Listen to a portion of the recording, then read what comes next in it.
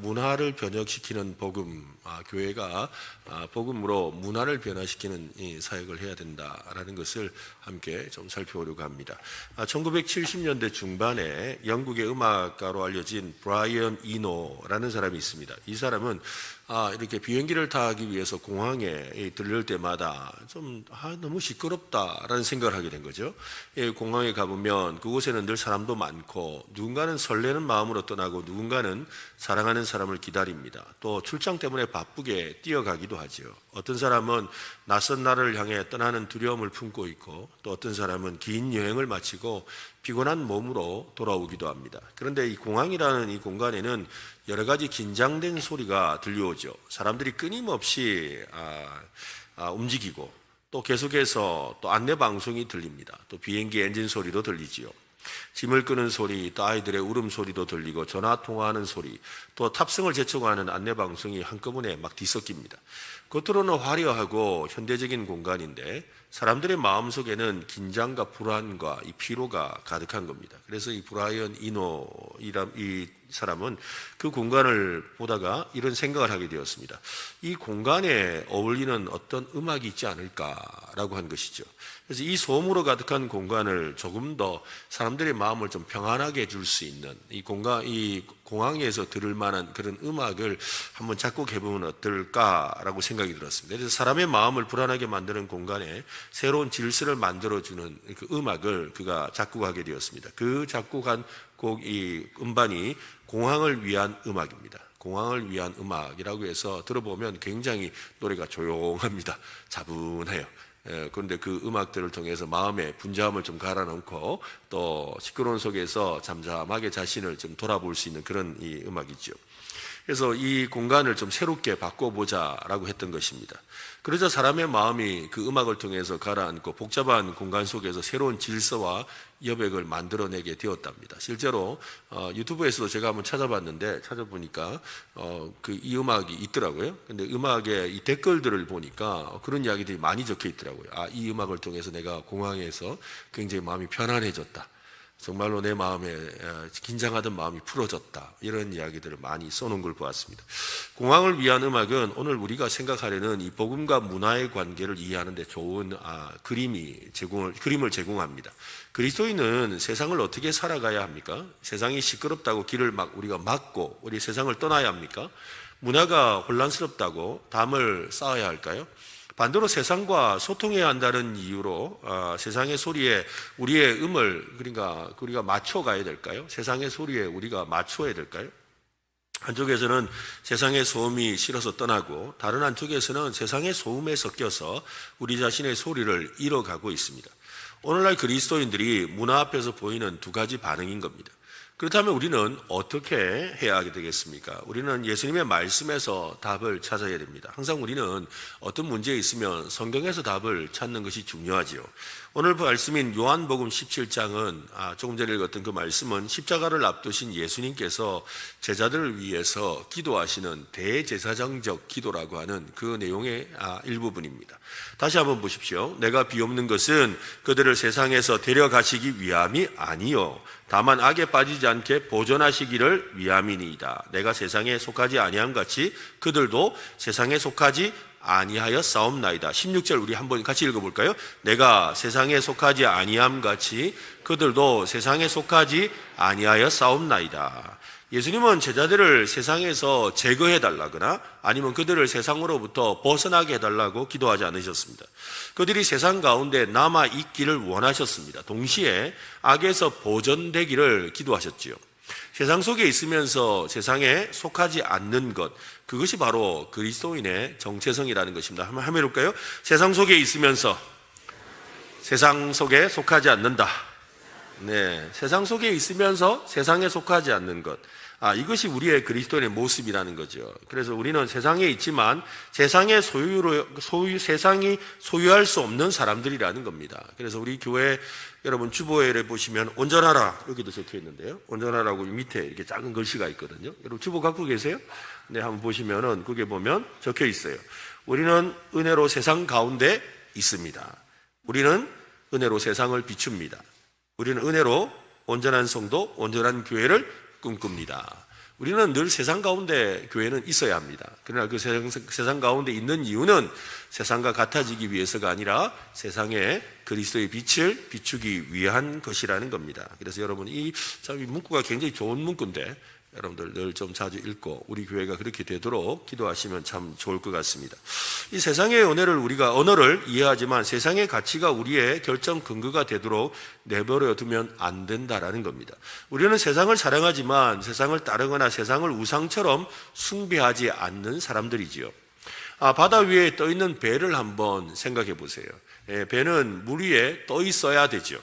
물이 위험하다고 배를 육지에 올려놓으면 침몰할 위험은 없어요. 그죠? 침몰할 위험은 없어요. 그러나 배로서의 사명은 수행할 수가 없지요. 반대로 물이 배 안으로 들어오기 시작하면 그 배는 결국 가라앉습니다. 그러니까 배는 세상이 바다 위에 떠 있지만 그러나 배 안에 물이 들어오면 안 되죠.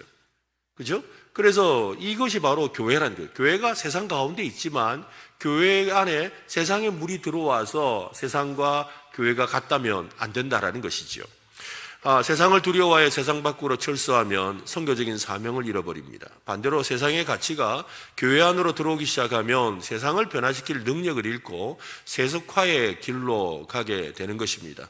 여러분 이것이 우리 기독교 교회의 역사 속에 일어났던 것 중에 하나가 바로 수도원 운동이죠. 이 수도원 운동이라는 것이 바로 이 역사 가운데서 세상으로부터 벗어나려고 했던 것이에요. 세상으로부터 벗어나서 그들이 어떻게 해요? 자기들만의 그런 우리 배가 세상에 있지 않고 육지에 있으려고 했던 것이에요. 그런데 그것을 알고 정신을 차린 사람들이 다시 그들이 어떻게 하게 되냐면 이 수도원 운동이 선교 운동으로 바뀌게 됩니다. 그래서 이 수도원에 모였던 이 사람들이 이것이 잘못되었다는 걸 알고 이 세상에 정말 복음이 있는 곳으로 나아가게 되는 선교 운동으로 바뀌게 되는 역사들이 일어나게 되거든요. 그러니까 교회는 항상 우리가 교회가 세상 가운데 있다가 이거 아니네 하고는 수도원처럼 이렇게 떨어져 있다가 이거 정신 차리고 그게 아니네 하고 다시 세상으로 나아가는 이 흐름 속에 항상 있거든요. 이것이 교회의 모습이라는 것입니다.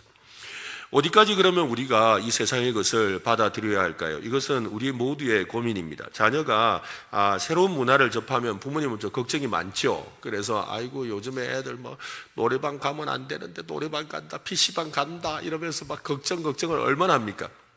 직장에 들어가면 그 조직만의 또 문화가 있습니다. 사업을 하면 시장의 방식이 있죠. 학교에도 문화가 있고 인터넷에도 문화가 있습니다. 우리가 매일 사용하는 휴대전화 안에도 문화가 있습니다. 심지어는 아이들 그 게임하는데도 그 게임하는데 문화가 있는 거예요. 게임할 때 보면 욕 되게 하거든요. 욕 안 하면 좀 이상하게 생각해요. 그리고 또 그 안에서 게임할 때 서로가 자기들끼리 지켜주며 하는 이렇게 나름의 그 문화가 있는데 그걸 안 지키면 애들이 강제 퇴출시켜버리는 거예요. 같이 인터넷으로 연결해서 게임을 하다가 퇴출시켜버려요.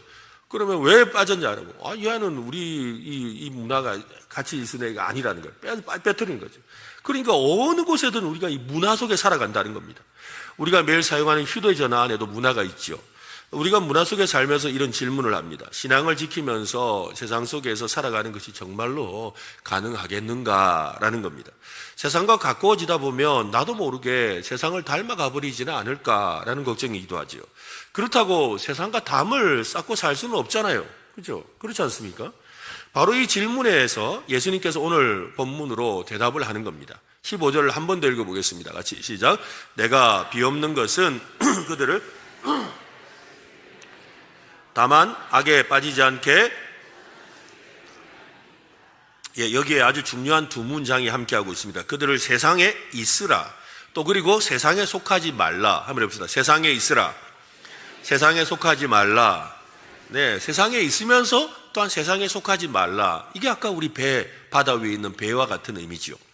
어떻게 이것이 가능하겠습니까? 그 답을 알려면 문화가 어디에서 시작되었는지를 좀 알아야 되는 거죠. 문화는 세상 사람들이 어느 날 만들어낸 것이 아닙니다. 문화의 시작은 창세기에서부터 올라갑니다. 하나님께서 사람을 자신의 형상대로 지으신 후에 말씀하셨죠. 창세기 1장 28절 같이 읽어볼까요? 하나님이 그들에게 복을 주시며 하나님이 그들에게 이르시되 생육하고 번성하여 땅에 충만하라. 땅을 정복하라. 바다의 물고기와 하늘의 새와 땅에 움직이는 모든 생물을 다스리라 하시니라.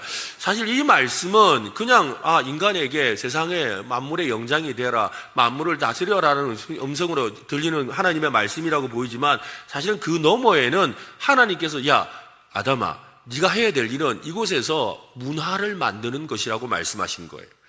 생육하고 번성의 땅에 충만하라는 것은 이 세상에 문화를 만들는, 어떤 문화? 하나님의 문화를 만들으라는 것이지요. 그래서 이 1장 28절을 우리가 흔히들 창조의 명령이라고도 하면서도 또한 문화 대위임령이라고 하는 거예요. 어렵죠? 한번 해봅시다. 문화 대위임령. 네, 대위임령. 큰 위임 사명이라는 거예요. 문화에 대한 하나님께서 이 온 세상 만물에 대한 첫 번째 명령이 뭐였냐면 문화를 만들고 그 문화를 가운데 하나님의 영광을 드러내라는 문화 대위임령을 주셨다라는 것입니다. 이 문화 명령이라는 것이죠. 하나님께서는 인간에게 땅의 가능성을 발견하고 개발하고 질서를 만들고 또 아름다움을 창조하고 공동체를 세우라고 하셨습니다. 즉 한 알에 쌀로 밥을 짓고 떡을 만들고 나무에서 악기를 만들고 돌과 흙으로 집을 짓고 소리에서 음악을 만들고 언어에서 문학을 만들어내는 모든 게 인간에게 주어진 바로 이 창조적인 사명이고 문화 명령이라는 것입니다. 문화는 인간이 하나님의 형상을 따라 창조 세계의 가능성을 펼쳐가는 활동입니다. 그래서 우리가 가끔 오해하게 되는 것 중에 하나는 창세기에 보면 인간이 타락하고 난 뒤에 가인의 후예들이 주로 문화를 만드는 것을 보게 되거든요. 그러니까 셋의 후예가 아니라 가인의 후예들이 문화를 만드는 것을 보면서 문화는 하나님과 별개의 것이다라고 생각하죠. 아니올시다입니다. 여러분, 가인의 후예들도 하나님이 만든 사람들이잖아요. 그죠? 사탄이 만든 사람이 아니에요. 그러니까 사실은 가인의 후예를 통해 만들어진 그 문화도 결국 누가 누리고 있어요? 셋의 후예가 누리고 있는 거예요. 그러니까 모든 사람이 누리는 문화라는 것을 우리가 생각해야 되죠. 이 사실 앞에서 모든 것이 시작되고 있는 것입니다. 그러니까 문화 명령은 모든 인류를 향한 하나님의 말씀이지요. 문화는 인간이 하나님의 형상을 따라 창조 세계의 가능성을 펼쳐가는 활동입니다. 그러므로 세상의 모든 예술과 과학과 기술과 학문과 제도를 무조건 세속적이다, 이거 우리가 가까이 할 거 안 된다라고 말해서는 안 된다라는 겁니다. 그 안에는 여전히 하나님의 창조적인 선함이 존재하기 때문인 것이지요. 어떤 목수가 나무를 바라봅니다. 우리 눈에는 그냥 나무일 뿐이지요. 그런데 숙련된 그 목수의 눈에는 그게 나무로 보이지 않아요. 딱 보는 순간, 딱 그 나무를 보는 순간, 이거는 딱 의자 만들면 기가 막힌 나무네. 나무를 보는데 의자가 보이는 거예요. 또 어떤 목수는 또 그 나무를 딱 봤는데 딱 보는 순간 그래요. 이거는 나무젓가락이다. 나무젓가락으로 보이는 거예요. 또 어떤 사람은 또 이 나무를 딱 봤는데 이거는 바이올린이다. 바이올린을 만드는 그런 이 나무로 보이는 거예요. 그러니까 목수의 눈이 다른 거죠. 나무 안에 잠재되어 있는 가능성을 끌어낸다는 겁니다. 문화도 바로 그와 같습니다. 하나님께서 창조 세계 안에 숨겨놓으신 가능성을 발견하고 발전시키는 것이 인간에게 주어진 문화 대위임령이라는 것입니다. 좋은 음악을 만들고 또 환자를 살리는 의료기술을 개발하고 또 공정한 제도를 고안해내고 아름다운 공간을 설계하는 것, 또 아이들을 가르치는 것들을 통해서 말입니다. 그런데 창세기를 우리가 조금 더 읽어가면 문제가 발생하죠. 인간이 타락했다는 겁니다. 인간이 타락하자 문화도 왜곡되기 시작합니다. 창세기 11장에 가면 나오는 바벨탑 사건은 그것을 분명하게 보여주는 그런 사건입니다. 사람들은 이렇게 말하죠. 11장 4절 보세요. 같이 읽어볼까요? 또 말하되 성읍과 탑을 건설하여 그 탑 꼭대기를 하늘에 닿게 하자. 우리 이름을 내고 온 지면에 흩어짐을 면하자 하였더라. 그들이 가지고 있는 문명, 그들이 가지고 있는 문화 기술, 그들이 가지고 있는 문화의 어떤 지식과 그 모든 것을 총화를 가지고서 뭘 하려고 했는 거예요? 탑을 만들려고 했어요. 근데 탑을 만드는 게 잘못이 아니에요, 여러분. 탑 만들 수 있죠. 왜 만드는 게 문제가 되겠어요? 그런데 하나님께서 그들에게 말씀하신 것은 온 땅에 충만하도록 편만하게 퍼져나가서 온 세상을 일구어내는 그 속에 문화를 만드는 일을 하라고 하셨어요.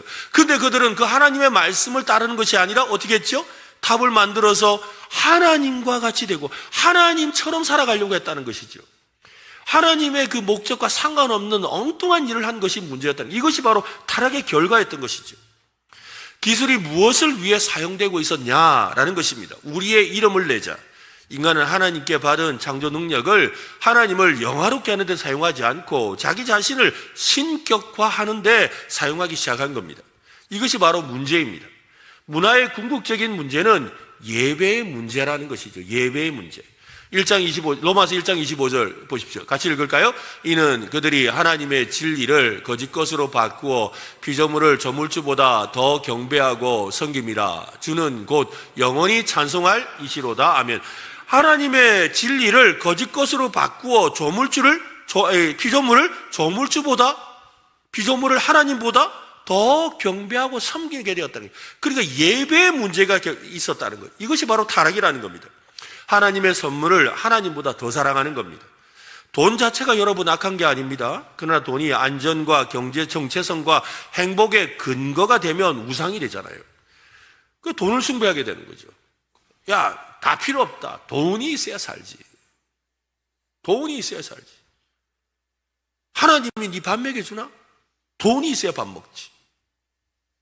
예? 그런단 말이에요. 여러분, 성공 자체가 악한 게 아닙니다. 그러나 성공으로 내가 누구인지를 결정하기 시작하면 우상이 되죠.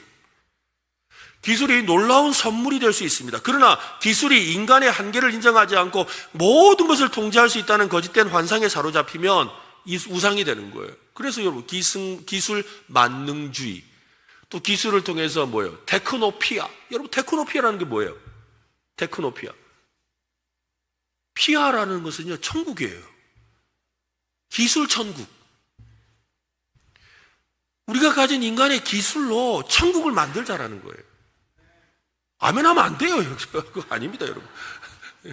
기술로 천국을 만들자. 기술로 왜 천국을 만들어요? 천국은 하나님이 다스리는 곳입니다. 그죠? 우리의 기술로 우리가 천국을 만들자. 자기가 하나님이 되겠다라는 거지요. 하나님처럼 그렇게 행복함을 누리고 살아가 보겠다는 거예요. 그게 문제라는 거죠. 정치도 여러분 필요합니다. 가족도 귀하죠. 사랑도 아름답습니다. 그러나 어떤 것이든 하나님이 있어야 할 자리에 올라가면 그것은 우상이 됩니다. 하나님을 예배하지 않고 다른 것을 예배하는 모든 그 문화 활동은 우상이 되는 거지요. 그래서 문화는 우리가 무엇을 사랑하고 무엇을 숭배하는지에 따라 정의가 달라지는 겁니다. 그렇다면 하나님은 이 타락한 문화에 대해서 어떻게 조치를 하실까요? 요한복음 1장 14절에 보면 말씀이 육신이 되어 우리 가운데 거하심에 우리가 그의 영광을 보니 하나님 아버지의 독생자의 영광이요 은혜와 진리가 충만하더라. 아침에 읽었던 말씀이죠. 하나님께서 세상 속으로 오셨습니다. 하나님은 타락한 세상을 멀리서 비판만 하지 않으셨다는 거예요. 이놈들 그냥 아이고 진짜 저래가지고 어떻게 하고 그냥 그렇지 살지 않으셨다는 거예요. 말씀이 육신이 되어 하나님이 직접 오셨다는 거죠. 인간의 몸을 입고 인간의 문화 속으로 오셨습니다. 인간의 언어를 사용하셨죠. 예수님이 그죠? 유대인의 언어를 사용하셨어요. 유대인이 당시에 어떤 언어를 썼는지 아세요, 여러분? 어떤 언어를 썼을까요? 예수님이 사용했던 언어가 어떤 언어일까요? 자, 객관식 1번 한국어, 2번 히브리어, 3번 헬라어, 4번 아람어. 항상 답은 여기 뒤에 나와요. 아람어를 썼어요.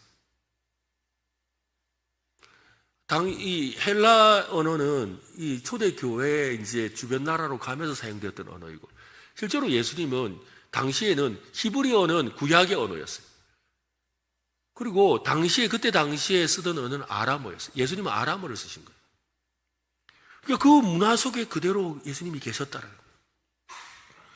그리고 예수님은 그들이 먹는 음식을 드셨죠. 또한 당시 사람들이 입는 옷을 입으셨습니다. 인간의 모든 문화와 삶의 한가운데로 오신 겁니다. 이것이 바로 성육신, 인카네이션이라고 하는 겁니다. 예수님은 사람들 속으로 오셨지만 그들 속에 동화되지 않으셨습니다. 이것이 교회의 문화적 선교의 모델인 겁니다.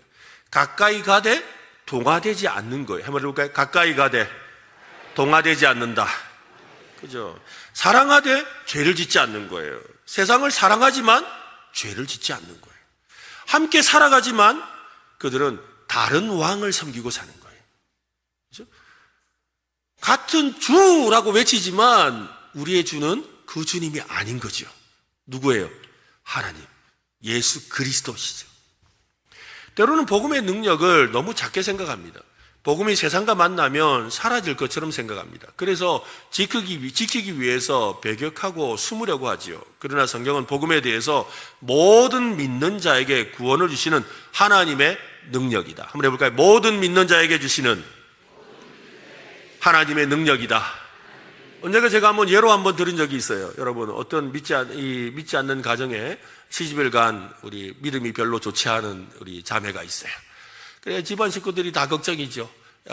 친정에서는, 아이고, 저 믿음도 없는데, 안 믿는 남자를 만나가 안 믿는 집안에 시집을 갔으니 저 믿음 어떡하겠노? 하면서 걱정을 하는 거예요. 막 걱정을 하고 있죠.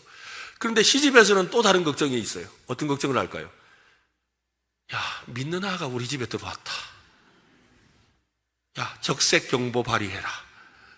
조만간 우리 다 믿는 수가 생긴다. 이분들이 더 믿음이 좋아요. 믿을까봐 걱정해. 그런데 믿는 집에서는 뭘 한다고요?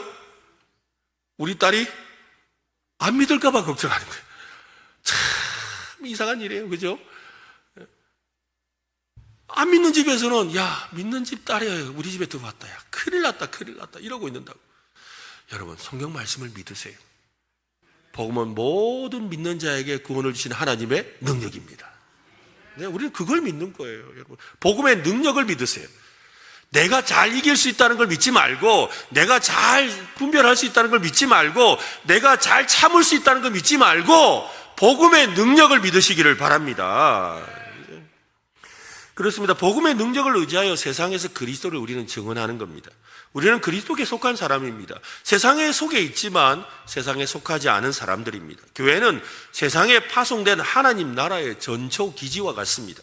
세상에서 벗어나 있는 것은 거룩함이 아닙니다, 여러분. 세상에서 벗어나 있는 걸 거룩이라 생각하면 안 돼요. 그리스도께 속한 사람들이 세상 가운데 세상과 구별된 거룩한 삶을 사는 것이 우리의 사명이라는 거예요. 이게 바로 아브라함이 한 일인 거예요. 하나님께서 아브라함을 갈대아 우르 땅에서 부르셔서 내가 너희에게 지시하는 땅으로 가라 라고 했어요. 근데 간 그 땅이 어떤 땅이죠? 간 땅이 어떤 땅이에요? 가짜로 시작합니다. 가나안. 알면서 일부러 대답 안 했죠. 제가 제보고 말하라고. 그죠? 가나안 땅에 갔어요. 근데 그 가나안 땅이 어떤 땅이에요? 하나님을 모르는 땅이잖아요. 우리 찬양 가사에 있어요. 아무도 예배하지 않는 그곳에서 주를 예배하리라. 바로 아브라함이 했던 일이 뭐냐면, 아무도 하나님을 예배하지 않는 그곳에서 그는요, 오직 자기 가족만 데리고 그곳에서 가는 곳마다 제단을 쌓고 하나님을 예배했어요. 그는 그 곳곳을 다니면서 뭐예요? 그 사람들과 동화되지 않지만 그들 속에 살아갔어요. 여러분, 창세기 오늘 집에 가셔서 읽어보세요. 12장부터 해서 쭉 한번 읽어보세요. 그 보면 아브라함은요, 그들 속에 살아갔어요. 그렇지만 그들과 같이 살지 않았어요. 그들처럼 살지 않았다는 거예요. 이것이 바로 거룩이라는 거예요. 오늘 우리가 이제 주일날 이 예배를 마치고 여러분이 가정으로 돌아가고 직장으로 돌아가고 여러분의 삶의 자리로 돌아가서 우리가 살아가야 될 방식이 바로 그거라는 거예요. 이것이 바로 우리의 그리스도인의 삶인 줄로 여러분 믿으시길 바랍니다. 세상 속에 있으면서 세상에 속하지 않는다는 말은 참 멋진 말입니다. 그런데 실제 삶에는 참 어려워요. 우리는 매일 수많은 문화적인 선택 앞에 살고 있습니다. 어떤 것은 분명히 거부해야 할 것으로 보이고 어떤 것은 받아들여도 좋은 것으로 보이지요. 어떤 것은 선과 악이 복잡하게 섞여 있어서 쉽게 판단하기가 어려운 문제들이 생각보다 많습니다. 그래서 복음적인 분별력이 필요합니다. 어려운 단어인데 한번 해볼까요? 복음적인 분별력. 네, 복음적인 분별력이 필요합니다. 복음적인 이 분별은 무엇을 거부해야 되는지, 또 무엇을 감사로 받아야 되는지, 또 무엇을 새롭게 해야 되는지를 아는 거예요. 사실 이 복음적인 이 분별력의 문제가 이 갈라디아서의 문제예요. 갈라디아서에서 일어났던 일의 많은 이야기가 뭐냐면 바로 그건 거예요. 이방인들은 아니 유대인들처럼 그렇게 뭐 음식을 가려 먹을 필요가 별로 없거든요. 그런데 유대인들은 어려서부터 율법적으로 배웠기 때문에 음식에 문제가 있는 거예요. 그래서 이거 음식을 먹어야 되느냐 말아야 되느냐, 이 음식이 바로 그들의 문화였거든요. 그래서 이 문제를 가지고, 그래서 아니 뭐 음식을 먹지 않아야 돼, 안 먹고 살아야 돼. 근데 안 먹으면 굶어 죽어야 돼. 그러니 이방인들 입장에서는 이게 심각한 문제인 거예요. 그 문제에 대한 것을 다루고 있는 게 갈라디아서인 거예요. 이 그리스도께서 자유를 주기 위해서 이 땅에 오셨다는 것이죠. 이 율법적인 자유가 무엇이냐는 것을 분별하는 지혜를 가르치고 있는 거거든요. 실제로 이 서신서에 나오는 많은 내용이 바로 그 내용을 다루고 있습니다. 이 분별력이라는 거예요. 분별력. 그래서 무엇을 한번 따라합시다. 무엇을 거부할까? 또 무엇을 감사히 받을까? 그래서 사도 바울이 그러잖아요. 감사함으로 먹으면 그저 나쁠 것이 없다고 말하는 게 바로 그건 거예요. 어떤 것을 감사함으로 받으라는 거예요. 그리고 세 번째는 무엇을 새롭게 할 것인가? 해볼까요? 무엇을 새롭게 할 것인가? 네, 세 가지예요. 무엇을 거부할 것인가? 무엇을 감사함으로 받을 것인가? 무엇을 새롭게 할 것인가? 다른 건 기억 못해도 이건 좀 기억해야 됩니다. 한번 해봅시다. 다시. 무엇을 거부할 것인가? 무엇을 감사히 받을 것인가? 무엇을 새롭게 할 것인가? 뭘 통해서? 복음으로. 이 모든 기준은 복음에 있는 거예요. 이 복음의 관점에서 복음으로 무엇을 거부할 것인가? 복음을 통해서 우리가 무엇을 감사함으로 받을 것인가? 복음을 통해서 무엇을 새롭게 할 것인가라는 거예요. 첫 번째로 분명하게 거부해야 될 것이 있습니다. 요한복음 2장 15절에 보면, 요한일서 2장 15절에 이 세상이나 세상에 있는 것들을 사랑하지 말라. 세상에 있는 것들을 사랑하지 말라라고 합니다. 이 말은 굉장히 우리에게 오해를 줍니다. 계속 좀 켜놓으세요.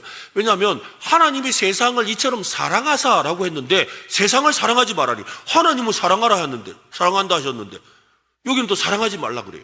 이 말은요, 이 세상이라는 것은, 세상에 있는 것들이라는 것은 하나님을 거부하고 하나님을 배격하는 죄를 말하는 겁니다. 죄된 세상을 말하는 거예요. 세속적인 세상을 말하는 거예요. 세상에 있는 것들을 사랑하지 말라. 누구든지 세상을 사랑하면 아버지의 사랑이 그 안에 있지 아니하니, 이는 세상에 있는 모든 것이, 이 세상에 있는 모든 것이라는 게 바로 하나님을 거부하고 있는 이 모든 것이 육신의 정욕과 안목의 정욕과 이생의 자랑이니 다 아버지께로부터 온 것이 아니고 세상으로부터 왔다. 이 세상은 마귀에게서 왔다라는 거예요. 즉 그러니까 마귀에게 속한 것들이 있다라는 거예요. 이 마귀에게 속한 이 세상의 것을 뭐 하지 말라?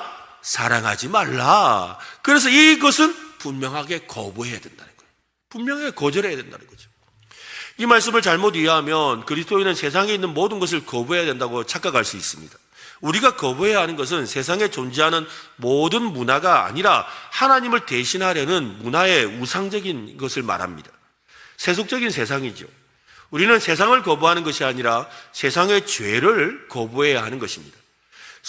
세상 사람을 미워하는 것이 아닙니다. 세상 속에 있는 죄를 거부하는 거예요. 사람을 버리는 것이 아닙니다. 사람을 파괴하게 하는 거짓된 가치를 거부해야 되는 거예요. 이 구분이 참으로 중요합니다. 언젠가 뉴스 기사에 한번 그런 내용이 난 걸 보았어요. 토픽란에 났는데요. 어떤 사람이 로또에 당첨이 되었어요. 미국에서. 우리나라는 뭐 로또에 당첨되면 한 8억, 그죠? 뭐 10억까지도 버는 것 같은데 미국에서 로또에 걸리면 한 100억 이상을 버는 것 같아요. 100억 한 1000억까지도 가는 것 같아요. 엄청난 돈을 벌었어요. 이 사람이 너무 기뻐가지고 내가 이 돈을 갖다가 내가 좋은 데 써야지 하고는요, 이걸 가지고 이 돈을 가지고 구세군 협회, 우리 크리스마스 때만 이렇게 땡땡 하면서 하는 구세군, 그 구세군 그 교단에다가 내가 이걸 헌금하겠습니다 하고는 아마 돈을 상당한 액수를 이렇게 헌금을 했대요. 근데 구세군에서 그 돈을 받으면 엄청나게 선교사에게 얼마나 좋겠어요. 못 받습니다 했다는 거예요. 왜 안 받았을까요? 이거는 여러분 잘 하셔야 돼요. 안 그러면 여러분들 중에도 그렇게 말하는 분이 가끔 있거든요. 여기는 안 계시는 것 같은데 제가 그런 사람들 좀 봤어요. 목사님, 내가 복권만 걸리면 내가 반은 헌금합니다. 내가 복권에 걸리면 아마 교회 건축 헌금 내가 한 10억 내겠습니다. 그걸로 이번에 탁 교회 다 고칩시다. 이래 말하는 분들 꽤 있거든요. 네? 구세군 그쪽에서 그 교단에서는 못 받습니다. 안 받아버렸어요. 반 더 가져가세요. 그래서 왜 그랬냐고 하니까 우리는 정당하게 일하고 정당하게 수고해서 돈을 벌어야 합니다. 이것을 우리가 늘 가르치고 이게 성경의 가르침이라고 했는데 이렇게 로또에 당첨된 걸 가지고 오는 것을 우리는 받는 것은 성경적이지 않다고 생각합니다고 돌려보냈다는 거예요. 무슨 말인지 아시겠어요? 바로 돌려보냈다는 게 중요한 게 아니라 무엇을 거부해야 되는지를 알아야 된다는 거예요. 아니 뭐 다 하나님 영광이면 되는 거 아니야? 뭐 하나님께 영광 되기 위해서 뭐 돈 좀 받아가지고 뭐 하면 되지 뭐 그건 뭐가 문제? 돈을 훔친 것도 아닌데. 아닙니다, 여러분. 바로 그와 같다는 것이죠. 거짓된 가치를 거부하는 거예요. 왜냐하면 그 로또에 엄청나게 많은 사람들이 로또를 사면서 뭐예요? 인생 파탄을 경험하고 있잖아요. 일확천금을 노리면서 성실하게 살려고 하지 않는 거죠. 바로 그것을 이야기하는 거잖아요. 그러니까 어디 가서 여러분 명절에 고스톱 하다가 이렇게 돈 좀 땄다고 헌금하지 마세요. 둘째로 여러분 감사히 받아들여야 할 것이 있죠. 하나님께서는 세상을 버려두지 않으셨습니다. 해를 악인과 선인에게 다 비춰주시잖아요. 태양에 그죠? 악인에게도 의인에게도 다 비추세요. 비를 의로운 자와 불의한 자에게 다 내리십니다. 사람들에게 지혜와 재능과 창의성을 주십니다. 신학에서는 이것을 일반 은총이라고 부르죠. 그래서 믿지 않는 사람들이 만든 음악에서도 아름다움을 발견할 수가 있는 겁니다. 믿지 않는 과학자가 발견한 의학 지식으로 우리가 지금도 암도 고치고 그리고 살아가고 있잖아요. 감사히 우리가 사용할 수 있는 거예요. 기독교인이 만들지 않은 기술도 사람을 살리는데 사용할 수 있는 겁니다. 교회 밖에서 만들어진 제도라는 인간의 존엄을 보호하고 약자를 돌보는 방향이라면 우리는 기쁘게 받는 거예요. 그러니까 여러분 세상에 여러 가지 기술의 문명이 있기를 받으세요. 받아야 되는 거예요. 받을 이유가 있다는 거예요. 참 사도행전 17장을 보면 바울은 아테네 문화를 무시하지 않았습니다. 그는 그들의 종교성과 철학적 언어를 이해했습니다. 그래서 심지어는 그들이 잘 아는 어떤 시인의 인용구를 가지고 그가 설교를 하거든요. 우리가 그를 힘입어 살며 기동하며 존재하느니라. 우리가 그의 소생이라. 이 말은요, 그때 당시에 그 아레오파고에 있었던 그 많은 사람들, 그 로마와 헬라 문화에 있었던 사람들이 누구나 익숙하게 알고 있는 식구였다는 거예요. 그 문학 식구를 그대로 가져와서 그대로 사용하며 설교를 했다는 것이죠. 그들이 알지 못하고 섬기던 대상을 참 하나님으로 연결시켜서 우상숭배를 분명히 지적하고 회개하는 일에 사용했던 겁니다. 바울은 문화의 언어를 사용했지만 문화의 결론을 따르지 않았습니다. 이것이 참 중요합니다. 사람은 본래 사랑의 하나님을 알도록 지음을 받았습니다. 아름다움을 찾는 이유는 하나님께서 아름다운 세계를 만드셨기 때문입니다. 그러니까 여러분 아름다움을 추구하는 게 나쁜 게 아니에요. 교회 다닐 때 예쁘게 하고 오세요.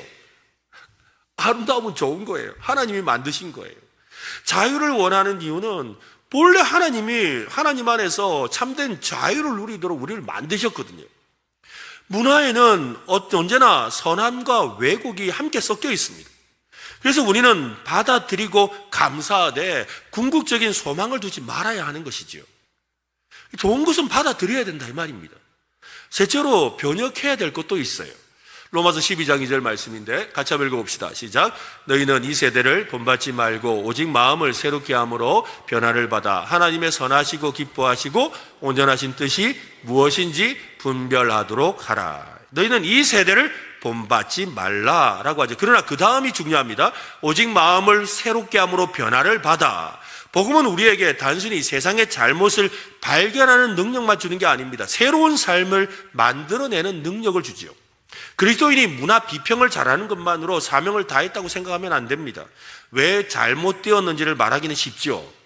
젊은 세대의 문제를 우리가 말할 수 있습니다. 미디어의 문제를 말할 수 있지요. 교육의 문제를 말할 수 있습니다. 정치의 문제도 말할 수 있습니다. 기업의 문제도 말할 수 있습니다. 가정의 문제도 말할 수 있습니다. 그런데 복음은 우리에게 거기에서 끝나지 말라라고 하는 것이에요. 거기에서 대안을 보여주라는 것입니다. 그래서 너는 어떤 다른 삶을 살아야 하는가를 보여줘야 된다는 거죠. 이것이 참 중요하죠. 무슨 뭐든지 하지 마라만 하고 어떻게 살아야 되는지를 말하지 못한다면 어떻게 되겠습니까? 복음은 우리에게 그 대안을 준다는 거죠. 그래서 어떤 신학자는 교회를 바로 세상 가운데 있는 대안공동체라고 부르는 거예요. 한번 해볼까요? 대안공동체. 네, 대안을 주는 공동체라는 거예요. 세상에 대안을 보여준다. 야, 우리가 이렇게 살아갈 수 있다는 거. 아, 그래. 너희가 추구하는, 돈 없으면 안 된다. 뭐, 사람 없으면 안 된다. 뭐, 어디 성공 안 하면 안 된다라는 그 모든 것에 대해서 그거 없이도 살 수 있다. 그거 없이도 살아갈 수 있다. 누구로 인하여? 하나님으로 인하여, 예수 그리스도의 복음으로 인하여, 성령 하나님을 의지하여 살아갈 수 있다라는 것을, 대안을 보여주는 것이 교회라는 것입니다. 세상은 말하지요. 성공하면 성공하기 위해서는 경쟁자들을 좀 짓밟아야 한다고 합니다. 근데 복음은 말하죠. 탁월함을 추구하되 사람들을 사랑하라고 하지요. 세상은 말합니다. 더 많이 소유하면 더 안전해질 거야 라고 합니다. 근데 복음은 하나님이 너의 아버지이시기에 안전하다라고 하지요. 세상은 말합니다. 성공하면 너의 가치가 증명될 거야 라고 합니다. 그래서 우리 애들이, 중고등학생들이 엄청 좋아하는 랩하는, 예스, 이런 하는 거 있잖아요. 그죠? 따라 하지도 못하겠는데, 하는 거. 근데 항상 그걸 보면 뭐 나와요? Show me the money. Show me the money. 돈을 보여줘요. Show me the money. 그러니까 일부러 이렇게 플렉스 하면서 하는데, 이렇게 보면 애들이 일부러 금 목걸이 두꺼운 쇠사슬 같은 금 목걸이 있잖아요. 그런 거 하고 유명한 그런 대단한 그 명품들 치장을 하고 이상하게 쓰고, 그 다음에 차도 멋진 차 타고 다니면서 내가 이래 사는 거야 이러면서 이렇게 자랑하는 거예요. 이게 성공이야 하면서 이렇게 자랑하는 거예요. 그런데 사실은 그것을 보여주면서 말하고 싶은 게 뭐냐면 두 가지예요. 하나는 뭐냐면 우리도 그렇게 성공할 거야 라는 거예요. 근데 이런 이 세상 가운데 언젠가 쇼미더머니라는 이 랩이라는 건 주로 배틀을 하거든요. 애들끼리 서로 우리로 치면 서로 말을 서로 계속 하는 거예요. 말을 계속 해가지고 말 못하겠다 하면 지는 거예요. 그처럼 노래 비슷하게 하면서 이기는 거예요. 근데 이 어떤 친구 하나가요, 예수쟁이 하나가 랩을 하는 거예요. 근데 래퍼인데 얘는요, 이 랩 속에 욕을 한마디도 안 하는 거예요. 상대를 비꼬는 말도 안 하는 거예요. 그러니 다른 애들이 얘를 갖다가 끊임없이 공격을 하는 거죠. 랩을 통해서 욕도 하고 별일을 다 하는데 얘는 끝까지 하나님이 세상을 이처럼 살아가서 우리를 위해서 죽으셨어. 그래서 하나님을 믿으면 성공하는 거야 하면서 이렇게 계속 하는 거예요. 얘들이 계속해도 얘는 끝까지 하나님은 세상을 우리를 사랑하셔서 우리가 이런 거야 이러니까 나중에 애들이 다 져버렸어요. 그래 얘가 1등 했어요. 이게 대안이죠. 이게 바로 대안 아니고 뭐겠어요? 바로 그와 같다는 거예요. 세상은 성공하면 너의 가치가 증명된다 하는데 복음은 너의 가치는 이미 그리스도의 십자가 안에서 선언되었다라는 거죠. 이것이 바로 변혁입니다. 기존 문화를 단순히 없애는 것이 아니라 그 문화가 추구하던 좋은 욕망을 복음 안에서 다 바른 방향으로 돌려놓는 것이지요. 오늘 우리가 문화 앞에서 가져야 했던 세 가지 질문을 우리는 기억하셔야 돼요. 첫 번째가 뭐였습니까? 무엇을 거부할 것인가? 두 번째는 뭐였죠? 무엇을 감사로 받을 것인가? 세 번째, 무엇을 새롭게 할 것인가? 영화를 볼 때도 여러분 한번 물어보세요. 음악을 들을 때도 한번 물어보세요. 뉴스를 볼 때도 한번 물어보세요. 새로운 기술을 사용할 때도 한번 물어보세요. 자녀들이 접하는 문화를 볼 때도 한번 물어보세요. 내 직장의 관행을 보면서도 스스로 물어보세요.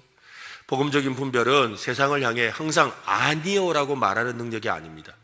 어디에서는 아니요라고 말하고 어디에서는 예 하고 감사하고 또 어디에서는 그보다 나은 길이 있다라고 보여줄 수 있는 것이 바로 그리스도인의 삶이라는 것입니다. 오늘 우리가 그렇게 살아갔으면 좋겠습니다. 설사 그렇게 못 살더라도 그런 줄은 알아야 되지 않겠습니까? 그죠? 우리가 믿는 이 복음이 그런 것이라는 건 알아야 되지 않겠습니까? 우리가 성경적 시각으로 문화를 보는 이 통찰력, 즉 성경적 세계관을 우리는 그래서 가져야 합니다.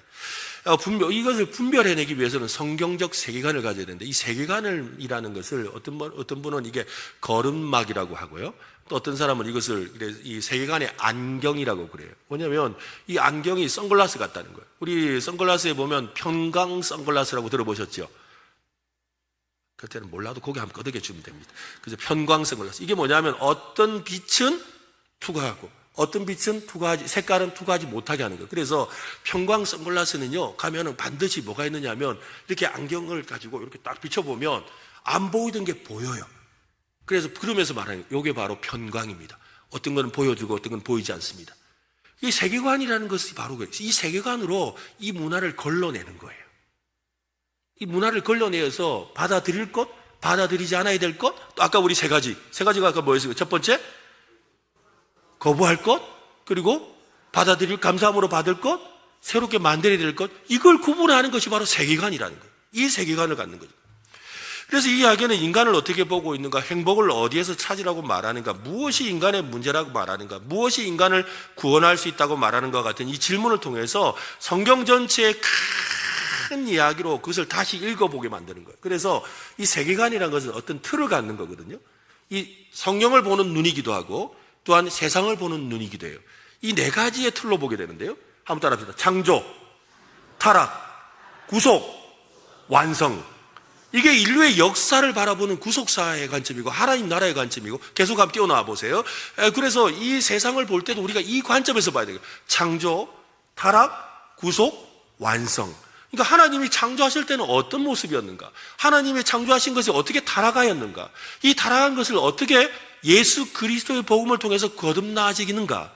그리고 그것이 완전하게 변화될 완성의 때는 무엇인가? 라는 이 네 가지. 한 번 더 크게 읽읍시다. 시작. 창조, 타락, 구속, 완성. 성경도 그 이야기예요. 성경도 보면요. 창세기, 창조. 그리고 타락의 모습을 사실은 창세기 3장부터 시작해가지고 요한계시록까지 쭉 가는 거예요. 계속 타락한 걸 이야기하잖아요. 그죠? 그런데 그 속에 뭐가 있어요?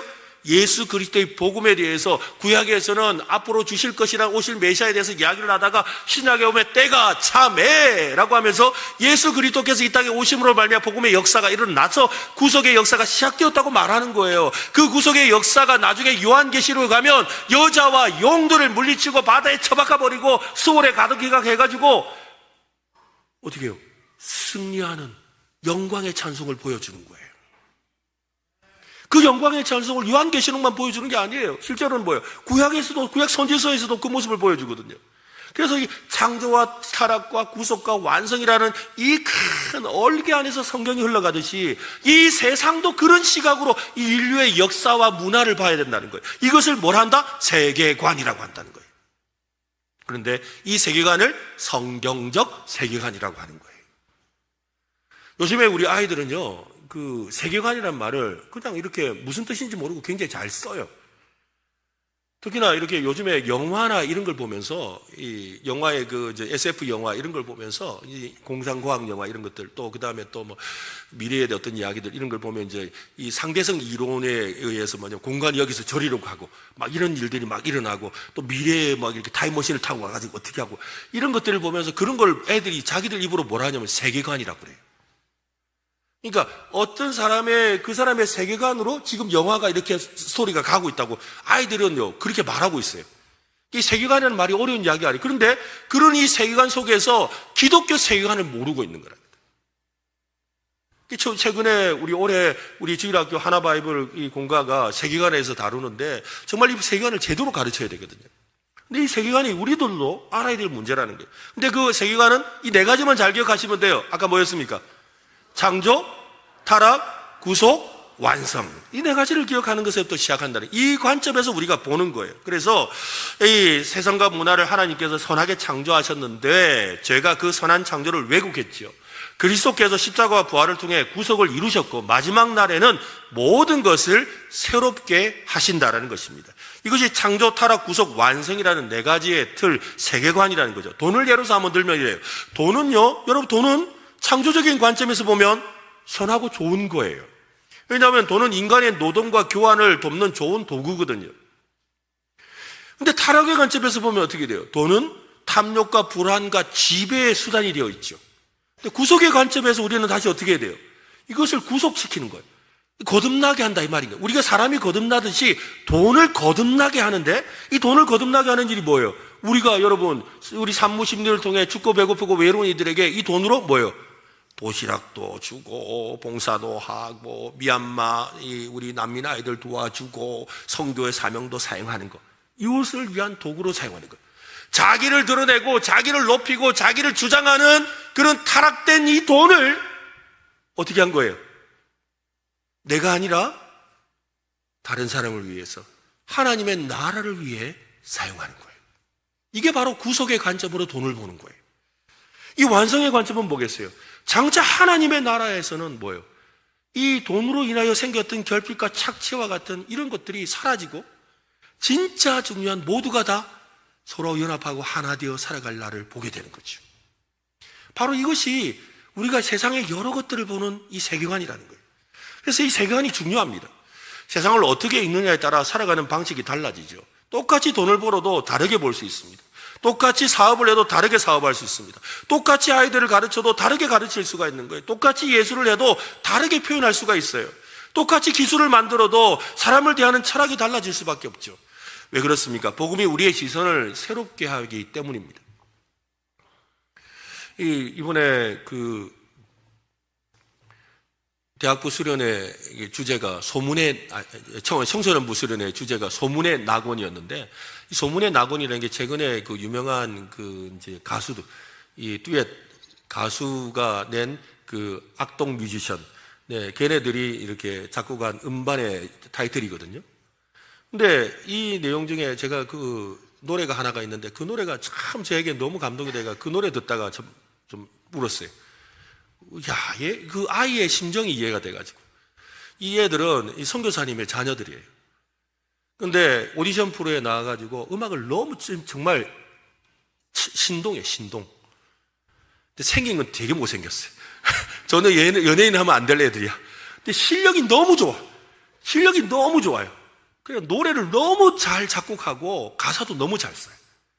근데 그 오빠가 군에를 가게 된 거예요. 군에를 가는 바람에 이 여동생만 남았어요. 여동생만 남았는데 여동생 혼자서 오빠 없이 이렇게 솔로로 이렇게 했는데 잘 안 됐어요. 그래가지고 생각보다 잘 안 된 거죠. 그러면서 깊은 침체에 빠졌어요. 깊은 침체에 빠져 있다가 오빠가 이제 군에 갔다가 돌아와가지고 오빠랑 다시 하나가 된 거예요.